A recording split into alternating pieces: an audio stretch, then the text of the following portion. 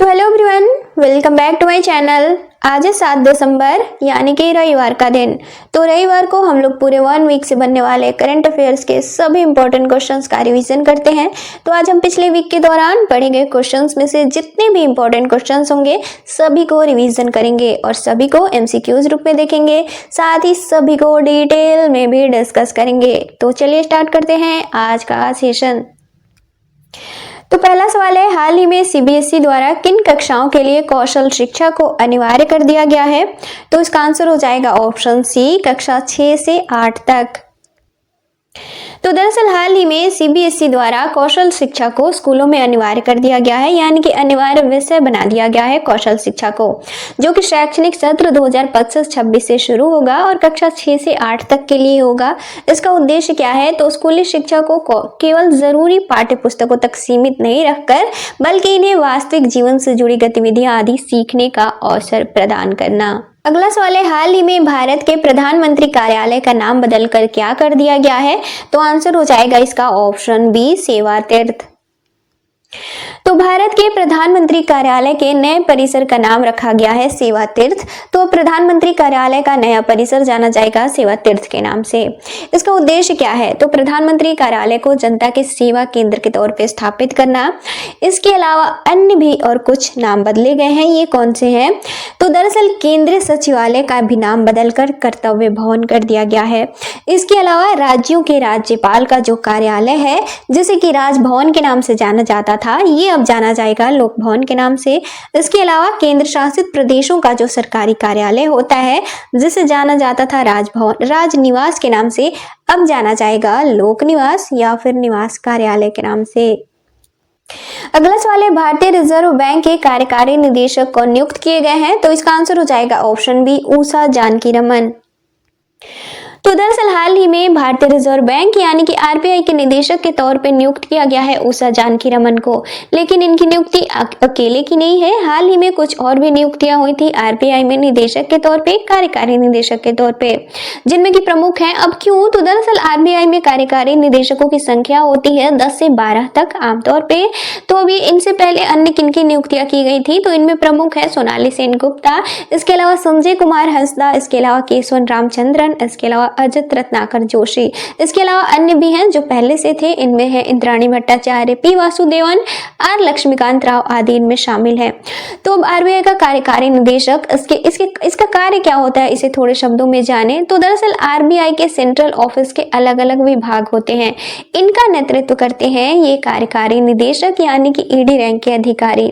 और इनकी नियुक्ति कैसे की जाती है? तो आरबीआई में जो पहले से कार्य कर रहे होते हैं, जिनके पास की 25 से 30 वर्षों तक का अनुभव होता है, इन्हें नियुक्त किया जाता है कार्यकारी निदेशक के तौर पे।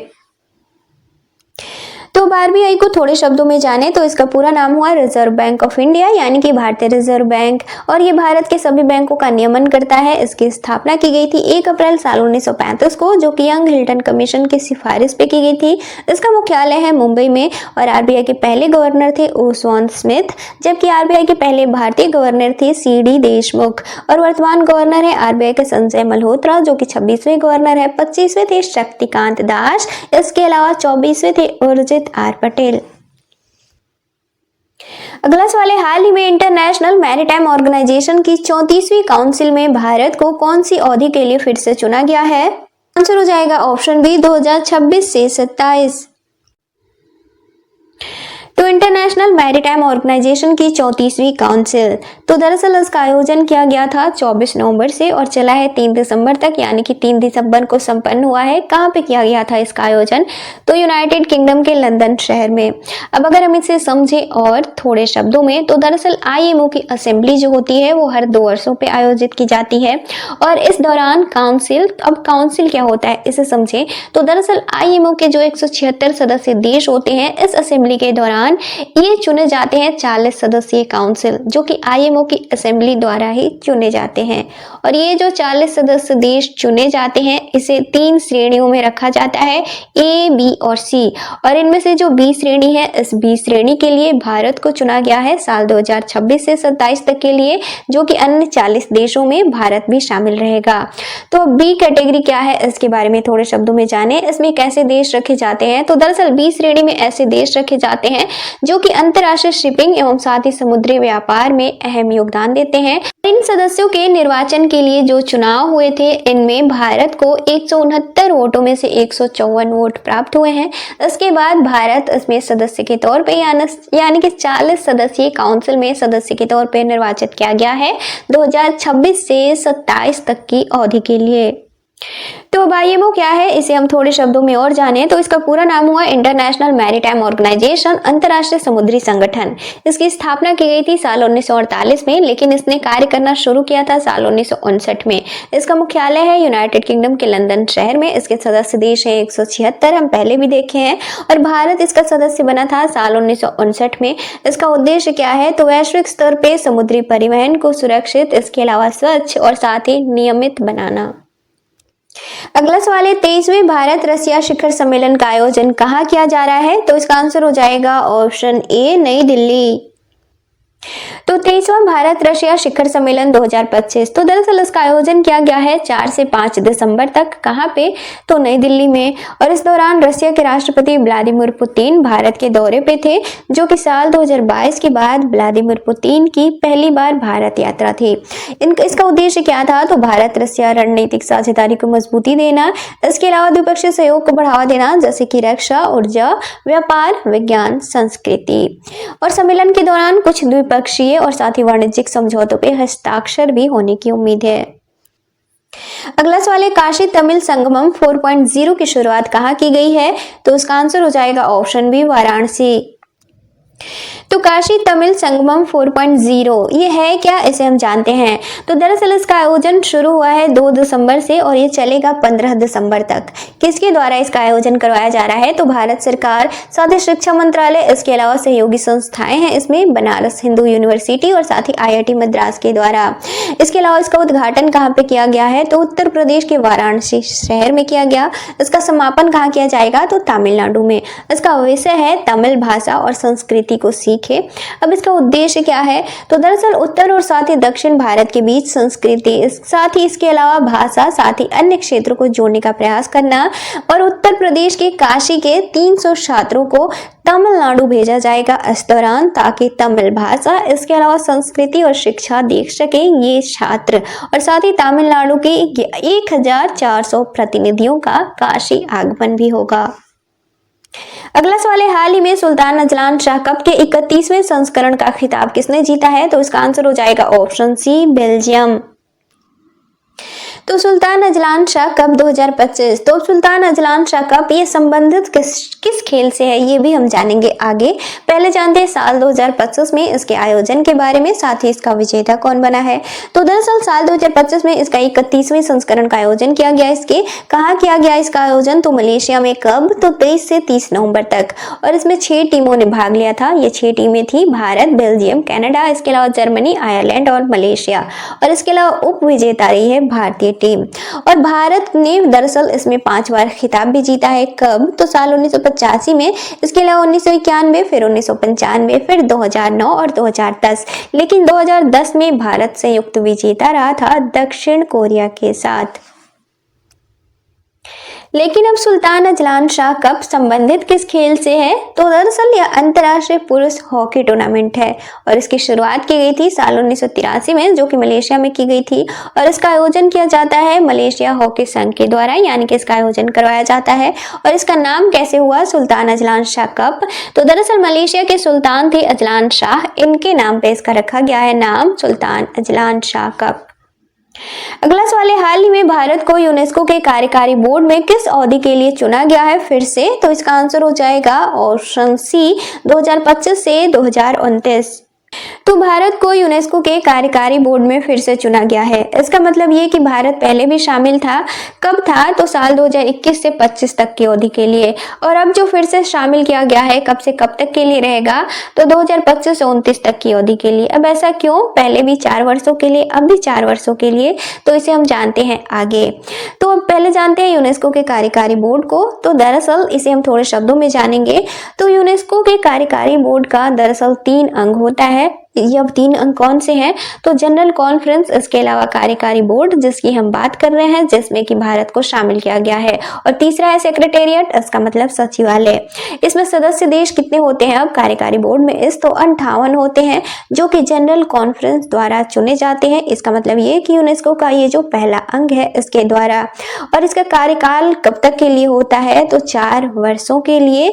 इसके अलावा अब इसके कार्यों की बात करें, कार्य क्या होते हैं इसके प्रमुख? तो जनरल कॉन्फ्रेंस में जितनी भी नीतियां स्वीकृत की जाती हैं, इन्हें ये लागू करने का काम करता है। इसके अलावा यूनेस्को द्वारा जितने भी कार्यक्रम आयोजित किए जाते हैं, इसकी निगरानी करता है। इसके अलावा प्रशासनिक मुद्दों पर निर्णय लेने का भी काम करता है। अगला सवाल है, एक्वेरियन सैन्य अभ्यास भारत और किस देश से संबंधित है? तो इसका आंसर हो जाएगा ऑप्शन बी, भारत और मालदीव। तो एक्वेरियन सैन्य अभ्यास 2025, तो अब ये किन से संबंधित है, किन देशों से? तो भारत और मालदीव के बीच द्विपक्षीय सैन्य अभ्यास है। इसकी शुरुआत कब की गई थी? तो साल 2009 में। इसका साल 2025 में इसके 14वें संस्करण का आयोजन किया जा रहा है, जो कि शुरू हुआ है 2 दिसंबर से और चलेगा 15 दिसंबर तक।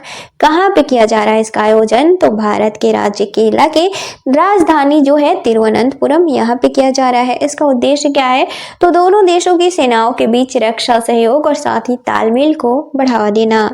अगला सवाल है, हाल ही में किस राज्य सरकार द्वारा कक्षा 10 के विद्यार्थियों को आर्थिक सहायता देने के उद्देश्य से प्रेरणा योजना शुरू की गई है? तो इसका आंसर हो जाएगा ऑप्शन सी, असम। तो प्रेरणा योजना, तो दरअसल हाल ही में इसे शुरू किया गया है असम सरकार द्वारा। इसका उद्देश्य क्या है? तो राजकीय स्कूलों के कक्षा 10 के छात्र या फिर छात्राओं को आर्थिक सहायता प्रदान करना, खासतौर पे जो गरीब या फिर निम्न आय वर्ग वाले विद्यार्थी होंगे, इनकी मदद करना।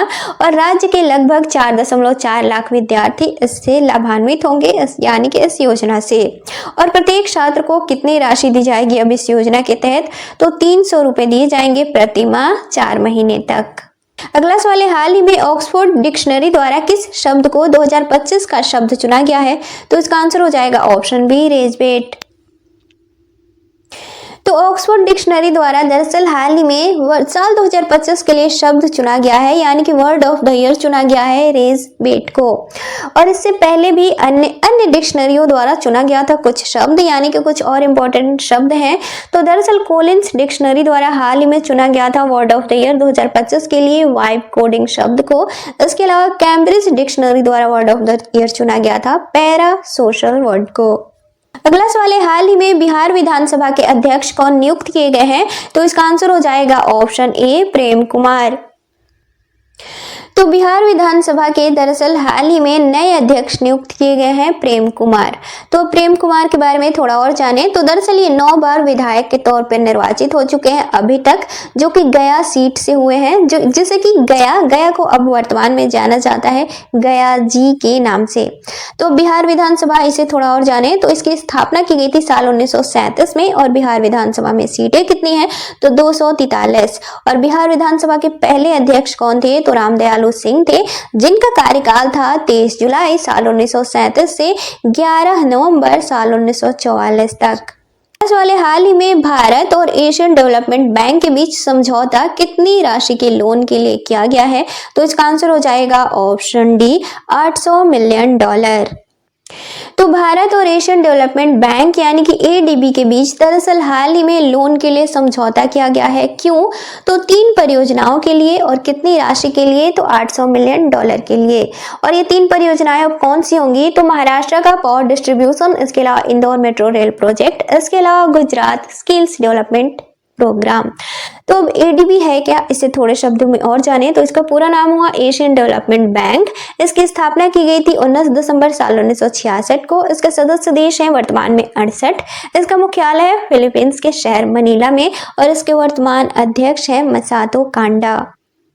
अब एडीबी का उद्देश्य क्या है? तो एशिया और साथ ही प्रशांत क्षेत्र से संबंधित देशों के आर्थिक विकास या फिर यूं कहें कि गरीबी उन्मूलन में मदद करना, खासतौर पर विकासशील देशों के लिए। अगला सवाल है, हाल ही में कविंद नट्टू सकराई को जीआई टैग दिया गया है, ये किस राज्य से संबंधित है? तो आंसर हो जाएगा इसका ऑप्शन बी, तमिलनाडु। तो कविंद नट्टू सकराई तो दरअसल ये गुड़ का पाउडर है जो कि तमिलनाडु के ईरोड जिले से संबंधित है। हाल ही में इसे जीआई टैग दिया गया है। तो अब जीआई टैग ये होता क्या है, इसके बारे में हम आगे जानेंगे। और इसके अलावा जानते हैं हाल ही में एक और जीआई टैग दिया गया है, ये कौन सा है? तो पश्चिम बंगाल के दार्जिलिंग मैंड्रिन संतरा को दिया गया है जीआई टैग, जो कि दार्जिलिंग और साथ ही कालिम्पोंग पहाड़ी जिलों में उगाया जाता है या फिर यूं कहें कि इसकी खेती की जाती है। तो अब जीआई टैग को थोड़े शब्दों में जाने तो दरअसल इसका पूरा नाम हुआ जियोग्राफिकल इंडिकेशन, यानी कि भौगोलिक संकेत। और ये ऐसे उत्पादों या फिर वस्त्रों या फिर खाद्य पदार्थों, इसके अलावा हस्तशिल्प, इसके अलावा कला और सांस्कृतिक वस्तुओं को दिया जाता है जो कि किसी खास भौगोलिक क्षेत्र से आते हैं। और ये जो जीआई टैग यानी कि भौगोलिक संकेत दिया जाता है, ये 10 वर्षों के लिए मान्य होता है। तो भारत और जीआई टैग की बात करें तो दरअसल भारत में the geographical indications of goods act 1999 के तहत जीआई टैग का प्रावधान किया गया है। इसे लागू कब किया गया? तो 15 सितंबर साल 2003 को। और भारत में पहली बार जीआई टैग दिया गया दार्जिलिंग की चाय को, जो कि 2003 में ही दिया गया था। अगला सवाल है, सरस आजीविका फूड फेस्टिवल 2025 का आयोजन कहाँ किया जा रहा है? तो इसका आंसर हो जाएगा ऑप्शन बी, नई दिल्ली। तो सरस आजीविका फूड फेस्टिवल 2025 तो दरअसल इसका आयोजन शुरू हुआ 1 दिसंबर से और ये चलेगा 9 दिसंबर तक। इसका आयोजन ग्रामीण विकास मंत्रालय के द्वारा करवाया जा रहा है। कहाँ पे? तो नई दिल्ली में। और इसका उद्घाटन किया गया शिवराज सिंह चौहान के द्वारा, जो कि वर्तमान में केंद्रीय कृषि और किसान कल्याण मंत्री हैं। और इसमें 300 महिला उद्यमी शामिल हो रही हैं, जो कि 25 राज्यों की महिलाएं इनमें शामिल हैं। इसके अलावा 500 से ज्यादा व्यंजन भी इसमें पेश किए जाएंगे, जिनमें ये सारे कुछ प्रमुख होंगे।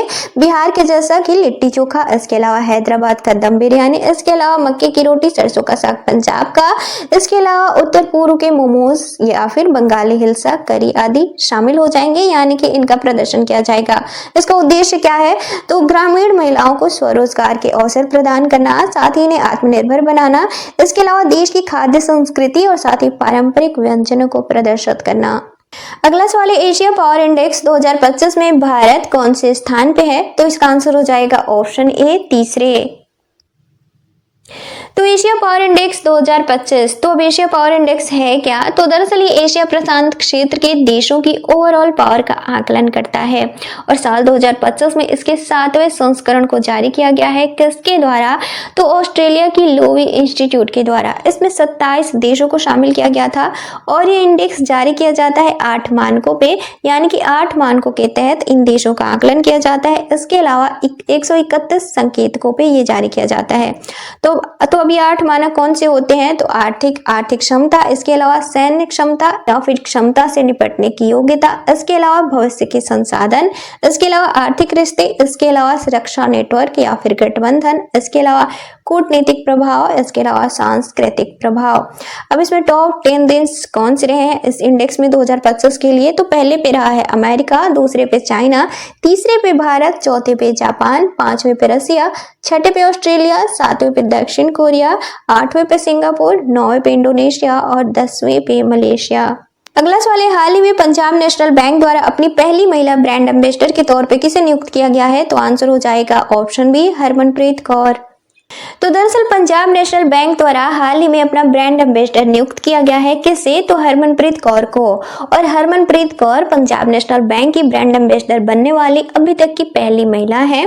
तो अब हरमनप्रीत कौर ये है कौन? तो भारतीय महिला क्रिकेट टीम की कप्तान है, जो कि हाल ही में वर्ल्ड चैंपियन भी बनी है। तो पीएनबी ये है क्या? इसे थोड़े शब्दों में जानते हैं। तो दरअसल इसका पूरा नाम हुआ पंजाब नेशनल बैंक और ये भारत का पहला पूरी तरह से स्वदेशी बैंक माना जाता है। इसकी स्थापना की गई थी 19 मई साल 1894 को, लेकिन इसने कार्य करना शुरू किया था 12 अप्रैल साल 1895 से। अगला सवाल है, इंटरनेशनल आईडीईए का अध्यक्ष किसे नियुक्त किया गया है? तो इसका आंसर हो जाएगा ऑप्शन सी, ज्ञानेश कुमार।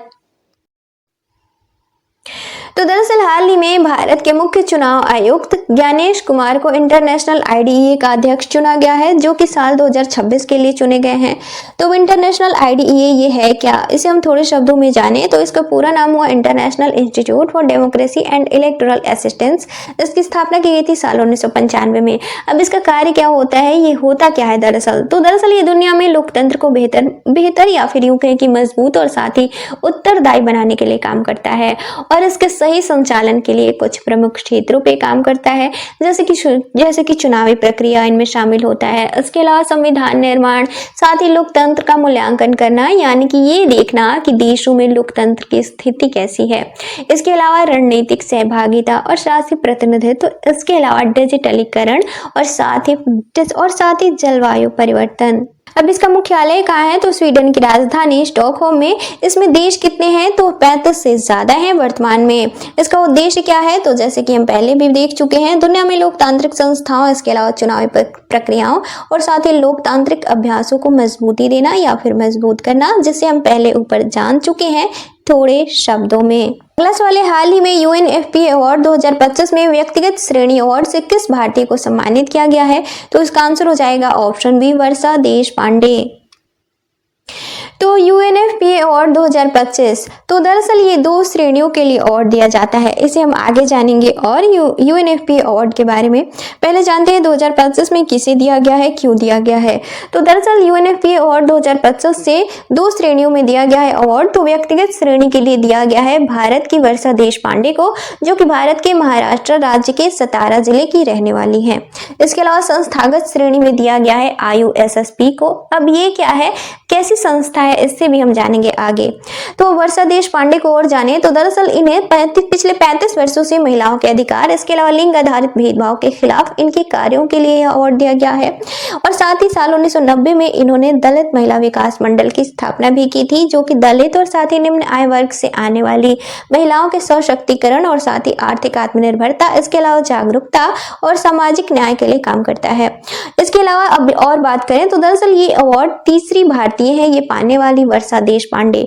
तो पहले दो कौन से थे जिन्हें अवार्ड मिला है, तो पहली थी इंदिरा गांधी, जिन्हें कि साल 1983 में ये अवार्ड दिया गया था। इसके अलावा जीआरडी टाटा को दिया गया साल 1992 में।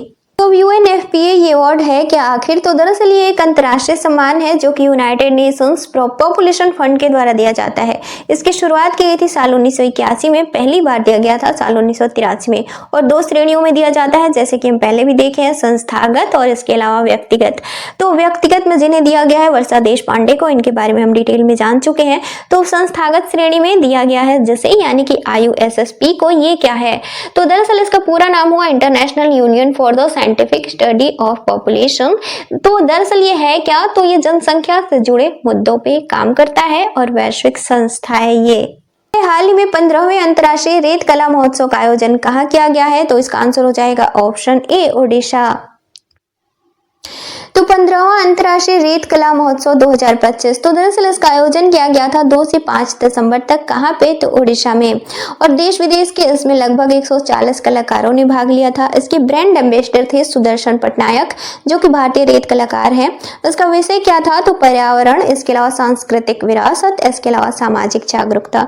इसका उद्देश्य क्या था, तो पर्यटन को बढ़ावा देना, साथ ही रेत कलाकारों को एक मंच प्रदान करना, ताकि वैश्विक स्तर पे, इसके अलावा वैश्विक स्तर पे रेत कला को पहचान दिलाना। अगला सवाल है, सैयद मुश्ताक अली ट्रॉफी किस खेल से संबंधित है, तो इसका आंसर हो जाएगा ऑप्शन ए, क्रिकेट।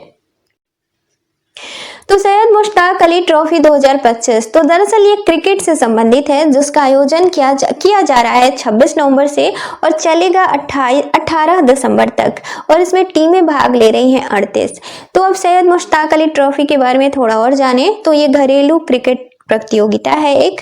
इसका नाम कैसे पड़ा, सैयद मुश्ताक अली, तो दरअसल पूर्व भारतीय क्रिकेटर थे सैयद मुश्ताक अली, इनके नाम पे इसे नाम दिया गया है। और सैयद मुश्ताक अली के बारे में थोड़ा और जाने, तो दरअसल ये टेस्ट क्रिकेट में विदेशों में शतक लगाने वाले पहले भारतीय बल्लेबाज हैं। अब इसकी शुरुआत कब की गई थी, तो साल 2006 में, जबकि पहले संस्करण का इसका आयोजन किया गया था साल 2006 से 7 में। वाले 7वें इंडिया इंटरनेशनल सीवीड एक्सपो और समिट का आयोजन कहाँ किया जाएगा, तो इसका आंसर हो जाएगा ऑप्शन बी, केरला। तो 7वां India international seaweed export summit, तो दरअसल इसका आयोजन किया जाएगा 29 जनवरी से 30 जनवरी तक साल 2026 में। कहाँ पे? तो केरला के कोच्चि शहर में। इसका उद्देश्य क्या है? तो समुद्री शैवाल यानी कि सीवीड उद्योग को बढ़ावा देना, इसके अलावा शैवाल खेती, साथ ही प्रसंस्करण, इसके अलावा मूल्य संवर्धन, साथ ही शैवाल आधारित उत्पादों के लिए नई तकनीक, इसके अलावा निवेश और साझेदारी को प्रोत्साहित करना। अगला सवाल है, हाल ही में oil and natural gas corporation के अध्यक्ष अरुण कुमार सिंह का कार्यकाल कितने समय तक के लिए बढ़ा दिया गया है? तो आंसर हो जाएगा ऑप्शन ए, 1 वर्ष। तो दरअसल ओएनजीसी के वर्तमान अध्यक्ष हैं अरुण कुमार सिंह। इनके कार्यकाल को हाल ही में अगले 1 वर्ष के लिए बढ़ा दिया गया है। इसका मतलब ये है कि 6 दिसंबर साल 2026 तक अब इस पद पे कार्यरत रहेंगे। तो अब ओएनजीसी, इसे थोड़े शब्दों में और जाने तो इसका पूरा नाम हुआ oil and natural gas corporation limited, जो कि देश की सबसे बड़ी तेल और गैस का उत्पादन करने वाली कंपनी है और वर्तमान में भारत की कुल तेल उत्पादन का 70%, इसके अलावा गैस का 84% के लगभग योगदान देती है। इसकी स्थापना कब की गई थी? तो 14 अगस्त साल 1956 को और इसका मुख्यालय है नई दिल्ली में।